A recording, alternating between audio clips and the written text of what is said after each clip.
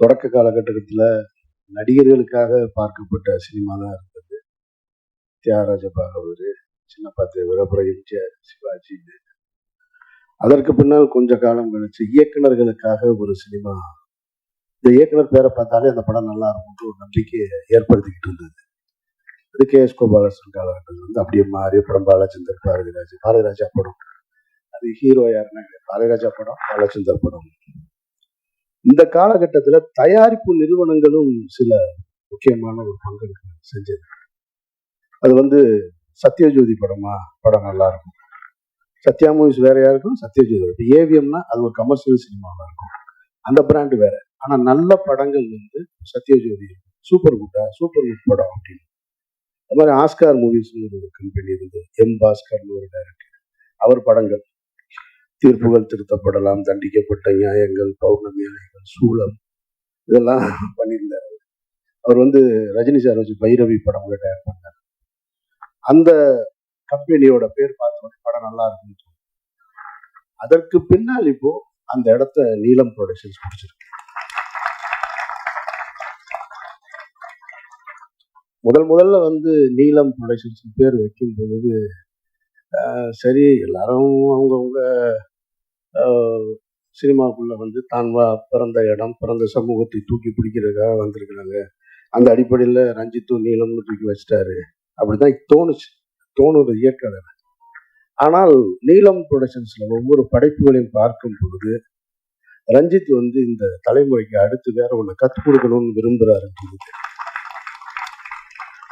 அவர் நினைச்சிருந்தா வெறும் பெயரை ரஞ்சித் ப்ரொடக்ஷன்ஸ் வச்சிருக்கான், நீளம்னு வச்சுட்டு அது படைப்புகளை வரிசையா பார்க்கும் பொழுது நீலம் ப்ரொடக்ஷன்ஸ்ல வர எந்த படமும் சோட போகாத படமா இருக்கு, ஒரு மரியாதைக்குரிய படமா இருக்கு. அந்த வகையில தான் இந்த பாட்டில் பிராதா அமைஞ்சிருக்கிறத நான் பார்க்கிறேன். ரஞ்சித்துக்கு என்னுடைய வாழ்த்துக்கு. இதே நீல ப்ரொடக்ஷன்ஸ் இந்த நான் சாகிற வரைக்கும் இந்த பெருமையோட இருக்கணும் அப்படின்றது என்னுடைய ஆசை.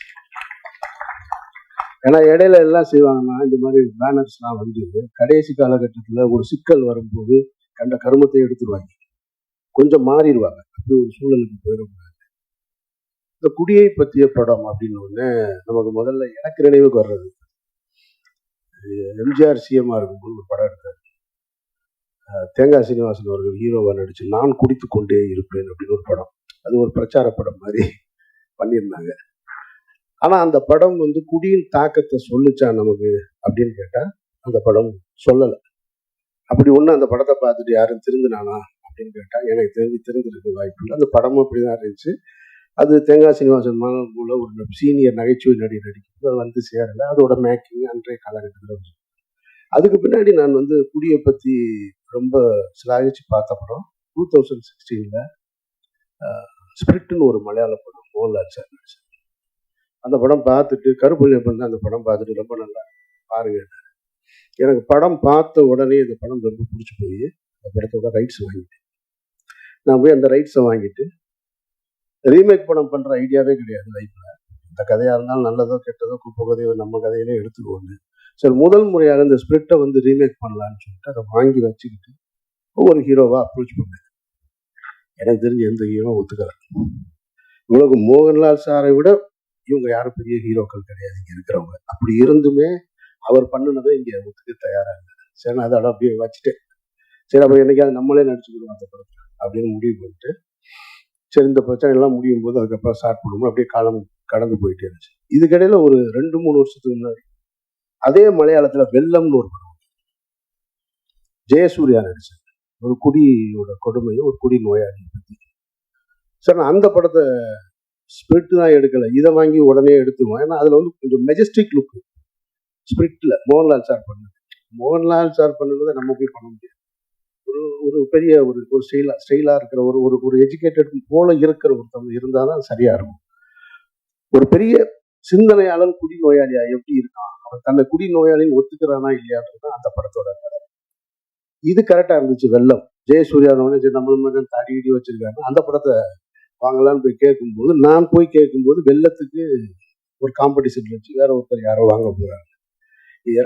எனக்கு வந்து குடி வந்து ரொம்ப அது தெரிஞ்ச விஷயம். கொஞ்சம் அப்படின்னு தப்பிட்டேன், இல்லைன்னா நானும் ஒரு பாட்டில் வராதான் அங்கிருந்து வந்தவன் தான் நான்.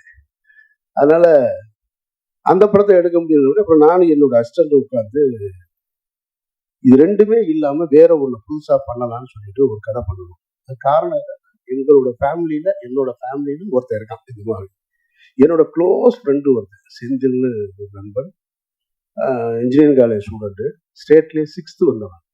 ஸ்டேட்லேயே 6th. அவன் நாசமாக போனது குடியில் தான். அது வந்து மீளவே இல்லை. இது மாதிரி என்னோட பழகிய பல பேர் வந்து மீள முடியாத குடியின் அடிமையில் இருக்காங்க. என் காலேஜ் ஃப்ரெண்ட்ஸாக இருக்கட்டும், என்னோட ஃபேமிலியில் ஒருத்தர் இருக்கான். அப்போ மதுரையில் நரிமேட்டில் ஒரு இதே மாதிரி டிஎடிசன் சென்டர் இருக்கு. அதை நடத்துகிறவனும் என் ஃப்ரெண்டு தான். அவன் முன்னாள் ட்ரக் அடிக்ட்டு, அவன் தான் நடத்துகிறான். அந்த இடத்துக்கு தெரியும். அங்கே வந்து என்னோட அந்த ரிலேட்டிவை கொண்டு போய் நான் சேர்த்துருக்கேன், அங்கே பார்த்துருக்கேன். அவன் சொல்கிறான் அவன் எப்படி இதை ஸ்டார்ட் பண்ண. எனக்கு முதல்ல தெரியாது. நான் கொண்டு போய் சேர்க்கும்போது அவன் வந்து அமீரோட ரிலேட்டிவ்னு கொண்டு போய் சேர்த்துட்டோம்.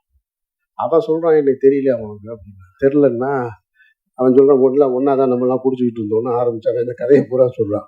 என்னடா அண்ணே ரொம்ப மோசமாக போயிட்டேன். அதுக்கப்புறம் தான் இதை ஆரம்பிச்சேன். அப்புறம் அதுக்கு இங்கே சைதாப்பேட்டையில் அதே மாதிரி ஒரு டிஎடிசன் சென்டர், அங்கேயும் நான் போயிருக்கேன் நான். அப்போ இதை வச்சு ஒரு கதை எழுதணும். எழுதி வச்சாச்சு, பிகினிங் டு எண்டு. நானும் என்னோட அசோசியேட் எழிலும் சேர்ந்து அன்னைக்கு ரஞ்சித் கூப்பிட்டு இந்த படம் காமிட்டார். பார்த்து முடிச்ச உடனே தெரிஞ்சு அதை எடுக்க முடியாது அப்படின்னு. ஏன்னா அவ்வளவு சிறப்பாக எடுத்து முடிச்சிட்டாங்க பாட்டுறாங்க. இனி போய் நம்ம அதை எடுத்தோம்னா வேற தான் எடுக்கணும். இனி போய் அதை எடுத்தோம்னா நான் வந்து தினகரனை பார்த்து எடுத்ததா தான் இருக்கும் அந்த படம். அப்படி அமைஞ்சிருக்கு அந்த படம். எப்படி வந்து பாக்ஸிங்ல வந்து இன்னொரு படம் எடுக்கலாமா அப்படின்னா சப்பேட்டை தான் ஞாபகத்துக்கு வரும். ஒரு மென்டல் அசைலம் இனிமே திருப்பி எடுக்கணும்னா சேது தான் ஞாபகத்துக்கு வரும். ஒரு தமிழ் தேசியவாதி ஒரு தீவிரவாதியை காட்டுக்குள்ள போட்டு போகணும்னா அது விடுதலை தான் ஞாபகத்துக்கு வரும். ஒருத்தர் ஓடி போய் சற்ற இனிமே இறக்குனான்னா ரன்னு தான் ஞாபகத்துக்கு வரும். அது போல டிஎடிசன் சென்டர்னு தமிழ் சினிமா படம் வந்துச்சுன்னா அது இந்த படத்தை தான் ஞாபகம்.